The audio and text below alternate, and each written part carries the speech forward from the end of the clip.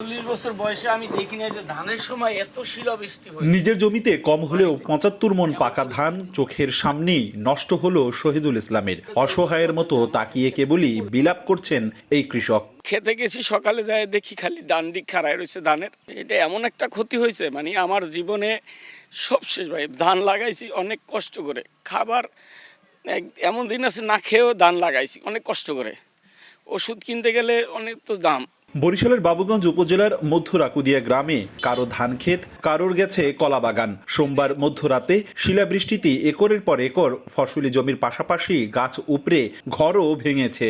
গাছ পড়ছে আর এই কলা গাছ ভাঙছে আর ধান তো গেছি। 25% জমিতে 200 কলা গাছ ছিল। 200 কলা গাছে মনে করেন পুরোটাই শেষ হয়ে গেছে।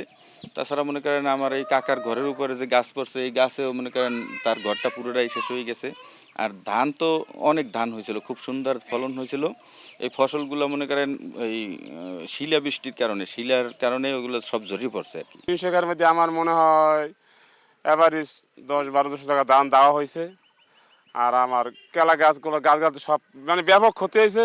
আর আমার নিজের অবশ্য এই আমার প্রায় 900 টাকা পাড়া আমার এককালে শেষ।